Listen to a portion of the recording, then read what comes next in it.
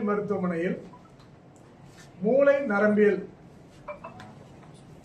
பிரிவுல மூளையில பாதிப்பு ஏற்பட்டவங்களுக்கு மருத்துவ சிகிச்சைகள் தான் அளித்துக் கொண்டிருந்தோம். தற்பொழுது நம்மிடம் உள்ள புதிய கேத்லாப் வசதி இருக்கிறதுனால் மூளை நரம்பியல் சம்பந்தமான இரத்த குழாய்களில் அடைப்பு, மூளையில் இரத்த கசிவு, ஏவி மால்ஃபார்மேஷன் சொல்லுவோம், அந்த மாதிரி ஒரு சில வைத்திய முறைகளுக்கு கேத்லாப்ல சிகிச்சை அளிச்சோம்னாக்க நிரந்தர தீர்வுகள் உண்டாகலாம். அதற்காக நமது மருத்துவமனையில் இதற்கு சிறப்பு சிகிச்சை அளிக்கக்கூடிய நரம்பியல் நிபுணரான டாக்டர் அருண் பிரணவ் அவர்கள், டாக்டர் அருண் பிரணவ் முழு நேர மருத்துவராக நமது மருத்துவமனையில் உள்ளார்கள். அவர்கள் கடந்த 6 மாதங்களில் குறைந்தது ஒரு 10 நோயாளிகளுக்கு இந்த மாதிரி சிகிச்சைகள் அளித்து காப்பாற்றியுள்ளார்.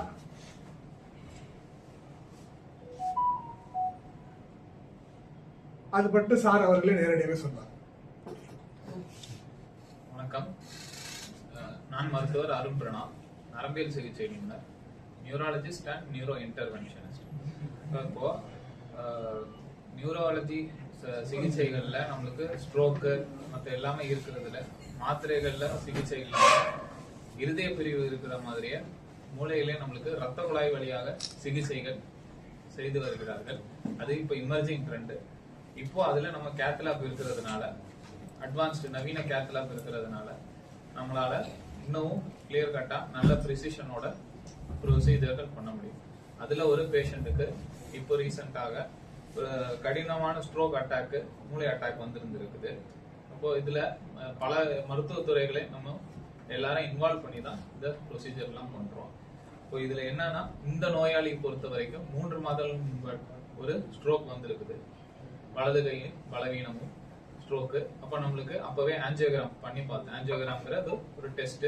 ஆஞ்சியோகிராம் பண்ணி பார்த்துட்டு ரத்த குழாய்கள்ல ஒரு பகுதியான ரத்த குழாய் 90-95% அடைப்பு இருக்கிறது நம்ம கண்டறிந்துட்டு அதுக்கான இப்போதைக்கு மெடிக்கல் மேனேஜ்மெண்ட் மாத்திரைகள் மட்டும், பெஸ்ட் மெடிக்கல் மேனேஜ்மெண்ட் சொல்லுவோம், மாத்திரைகள் மட்டும் கொடுத்துட்டு இருந்தோம்.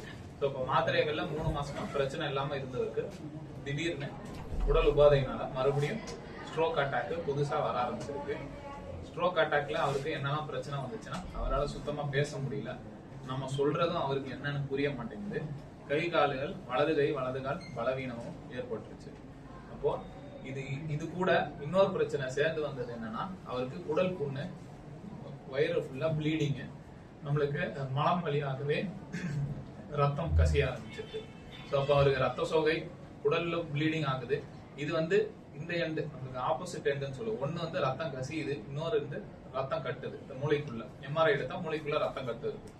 அப்போ நம்மளுக்கு ரத்தம் கட்டுது, அதையும் நம்ம திறக்கணும். அதே சமயம் நம்மளுக்கு ப்ளீடிங் ஆகக்கூடாது. இப்போ ஆல்ரெடி இவருக்கு 2 பிரச்சனைகளும் எதிர்மறை தான் ஒண்ணு. அப்போ ரெண்டையுமே சரி பண்றதுக்கு நம்ம எல்லாரோட ஆலோசனை எடுத்துட்டு குடல் டாக்டர் எண்டோஸ்கோபி எல்லாம் போட்டுட்டு நம்ம ரத்தம் ஏத்துறோம். ஐசியூல வச்சிருக்கோம் பேஷண்ட்டை, மருந்துகள்லாம் கொடுத்துட்டு எமர்ஜென்சியாக நம்ம மருந்துகள்லாம் கொடுத்துட்டு நைட்டே நம்ம ஆஞ்சியோபிளாஸ்டி செய்யறோம். ஆஞ்சியோபிளாஸ்டிங்கிறது பலூன் மூலமா அந்த ரத்த குழாய் அடைஞ்சிருக்கிறத திறந்து கொடுக்கணும். இப்போ ஆஞ்சியோகிராம் பண்ணப்பே முன்னாடியை விட இப்போ கொஞ்சம் ரத்த குழாயோட அந்த என்ன சொல்றது அடைப்பு சதவீதம் கொஞ்சம் அதிகமா இருந்திருக்கு. பட் அவருக்கு திரும்ப திரும்ப ஸ்ட்ரோக் வந்திருக்கு, பிரச்சனை அதிகமாகிறதுனால ஃபர்ஸ்ட் ஆஞ்சியோபிளாஸ்டி பண்றோம், பலூன் மூலமா திறந்து கொடுக்குறோம். அதுக்கப்புறம் பலூன் ஆஞ்சியோபிளாஸ்டிக்கு அப்புறம் ஸ்டென்ட்ங்கிற ஒண்ணு வைக்கிறோம்.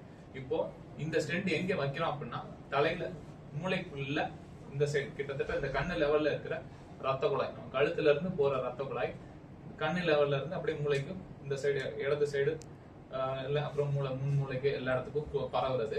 இப்போ அந்த ஏரியால மூளைக்குள்ள போற சப்ளைக்கான மெயின் ரத்த குழாயில நம்ம ஸ்டென்ட் வச்சிருக்கோம். இந்த ஸ்டென்ட் வச்சதோட நம்ம ரத்த குழாய்கள் அடைக்காம இருக்கிறதுக்கு மாத்திரைகள் போடணும். இப்போ அதே சமயம் நம்ம ப்ளீடிங் ஆகாம இருக்கிறதுக்கும் மருந்துகள் எல்லாம் கொடுத்து சக்சஸ்ஃபுல்லா பேஷண்ட்டுக்கு ப்ரொசீஜர் பண்ணியிருக்கோம். இப்போ இந்த ப்ரொசீஜர் பண்ணதுக்கு அப்புறம் பேஷண்ட்டுக்கு அடுத்த 1 ஹவர்லயே பேஷண்ட்டுக்கு பேச்செல்லாம் வர ஆரம்பிச்சிருச்சு. அவரால் கரெக்டா பேச முடியுது. கையெல்லாம் தூக்க ஆரம்பிச்சிட்டாரு, காலெல்லாம் நல்லாவே அசைக்க ஆரம்பிச்சிட்டாரு. படிப்படியா மருந்துகள்லாம் பண்ணிட்டு இப்போ பேஷண்ட்டை டிஸ்சார்ஜ் நிலைமைக்கு ரெடியாகி இருக்கிறாரு. ஸோ இப்போ இந்த மாதிரி காம்ப்ளெக்ஸான கஷ்டமான கடினமான பேஷண்ட்ஸ் நோய் வர்றவங்களுக்கு நோயாளிகளுக்கு எல்லா மருத்துவர்களையும் கலந்து ஆலோசிச்சு ஒரு கம்ப்ளீட்டா நம்மளால பேஷண்ட் ஓரியன்டா ட்ரீட்மெண்ட் கொடுக்க முடியுது.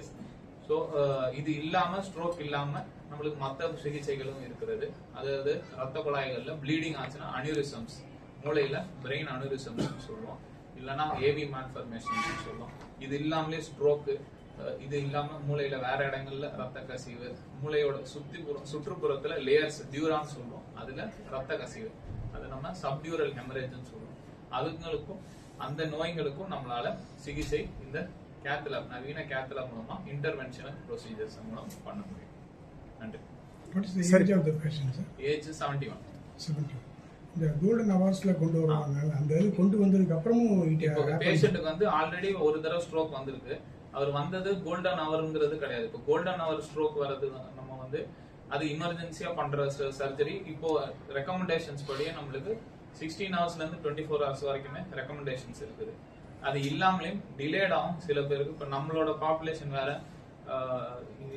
ஃபாரின் பாப்புலேஷன் வேற. நம்மளோட பாப்புலேஷன்கள்ல பெரும்பாலானவங்களுக்கு சுகர் வியாதிகள், பிரஷர் வியாதிகள் அதிகம் இருப்பதால் ரத்த குழாய்கள் அடப்பு பிளஸ் நம்மளோட ரத்த குழாய்கள் எல்லாமே சைஸ் கொஞ்சம் சின்னதாக தான் இருக்கும் கம்பேர்ட் டு ஃபாரினர்ஸ். இப்போ ரத்த குழாய்கள்ல ஈஸியாக அடப்பு ஏற்படுறதுக்கு வாய்ப்புகள் இருக்குது.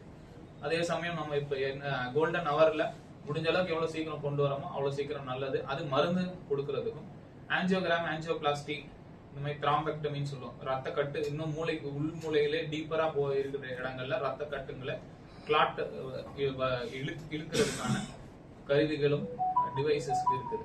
ஸோ அப்போ அதெல்லாமே நம்ம முடிஞ்ச அளவுக்கு எவ்வளவு தூரம் சீக்கிரம் வந்தாங்களோ நம்ம அப்பதான் அசஸ் பண்ணிட்டு பேஷண்ட்டை முன்னாடியே ப்ரொசீஜருக்கு எடுக்க முடியும். இப்போ இந்த பேஷண்ட் நம்ம மருந்துகள் எல்லாம் கொடுத்துட்டு ஒரு பேஷண்ட்டை பொறுத்து தான் வேரி ஆகும். இந்த பேஷண்ட்டுக்கு மருந்தெல்லாம் கொடுத்துட்டு கரெக்டா வருவாங்க டைமுக்கு, ரெகுலர் ஃபாலோஅப்ல இருக்கிற பேஷண்ட் தான்.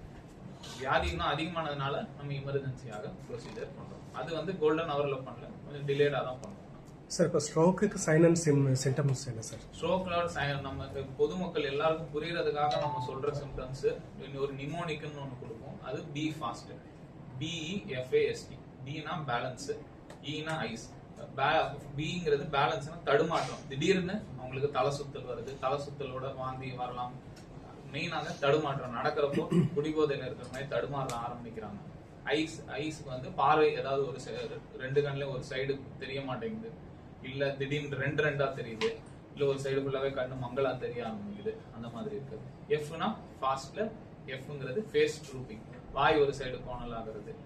ஏங்கிறது ஆம் இல்ல கை இல்ல கால் பலவீனம், இல்ல கை கால்கள் எங்கேயோ கை நம்ம ஒரு இடத்துக்கு நினைக்கிறோம் ஆனா கை எங்கிட்டோ போகுதுன்னு சொல்றது. எஸ்ங்கிறது ஸ்பீச், நம்மளுக்கு பேச்சு குளறல் மட்டும் இல்லாம நம்ம சொல்றது அவங்களுக்கு புரியணும், அவங்க சொல்றது நம்மளுக்கு புரியணும். இந்த எல்லாமே லாங்குவேஜ் ஸ்பீச்ங்கிற ஒரு பாகம் மூளையில இருக்கிற ஏரியாஸ், முக்கியமாக இடது பக்கம் மூளையில இருக்கிற ஏரியாஸ், அதெல்லாம் பாதிப்பாகலாம். டீங்கிறது டைம். அப்போ பி ஃபாஸ்ட் நிமோனிக்ல டீங்கிறது டைம்னா டைம் இஸ் பிரெயின். நம்ம முடிஞ்ச அளவுக்கு எவ்வளவு சீக்கிரம் கொண்டு வரோமோ அப்பதான் நம்மளால அசஸ் பண்ணி பெஸ்டான ட்ரீட்மெண்ட் பேஷண்ட்டுக்கு வந்து எவ்வளவு சீக்கிரம் ரெக்கவரி ஆக முடியுங்கிறது முடிவு பண்ணும். கோல்டன் ஹவர்ஸ்ங்கிறது நீங்க ப்ளீடிங் ஆச்சுன்னு சொன்னீங்க, அதுக்கு ஏதாவது கேஸ்ட்ரோஎன்டராலஜி சர்ஜரி பண்ணாங்களா இல்ல? சர்ஜரி பண்ணல, நம்ம சார் இன்ஜெக்ஷன்ஸ் மருந்துகள் கண்டினியூஸா இன்ஃபியூஷன் மாதிரி மருந்துகள் மாதிரி கொடுப்போம். ரத்த கசிவு வயித்துல இருக்கிறத ஸ்டாப் பண்றது. Due to over medications or some medications நம்ம சொல்ல முடியாது. இப்போ ஆல்ரெடி மெடிகேஷன்ஸ்ல இருக்காங்க, நம்ம that is always a risk. நம்ம இப்ப எல்லாருக்கும் ரத்த குழாய்கள்ல அடப்பு வராம இருக்கிறதுக்கு மாத்திரை போட்டாகணும். அப்போ there is always a risk நம்மளுக்கு ப்ளீட் ஆகுறதுக்கு. அது இல்லாமலும் சில பேருக்கு அல்சர், பெரிய அல்சர்ஸ் இருந்ததுலாம், ஆல்ரெடி கேஸ் பிரச்சனை அந்த மாதிரி எல்லாம் இருந்ததுலாம் மேஜர் ப்ளீடிங் இருக்கா இல்லையாங்கிறத பாக்குறதுக்காக நம்ம எண்டோஸ்கோபி, கொலனோஸ்கோபி அந்த மாதிரி சர்ஜரி எல்லாம் பண்ணலாம். அது இல்லாம சிடி ஸ்கேன் அதெல்லாம் எடுத்தா தெரியும். சார் மெயினாக ஸ்ட்ரோக்குக்கு வந்துட்டு ரீசன் வந்து ஓவர் ஸ்ட்ரெஸ் கூட ஒரு ரீசனாக இருக்குமா? ஸ்ட்ரெஸ் இருக்கிறது, Stress and தூக்கம் இல்லாம இருக்கிறது, தூக்கமின்மை. உங்களுக்கு மூளையில லிம்ஃபாட்டிக்ஸ்னு ஒண்ணு இருக்குது.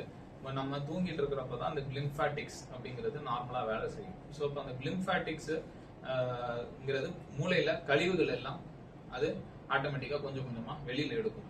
அதை எடுத்து ரத்தத்துல வெளியில தள்ளும் லிம்ஃபாட்டிக்ஸ்ங்கிற ஒன்று. அது இது எல்லாமே வந்து ஸ்லீப்ல தான் ஆக்டிவேட் அதிகமாகும்.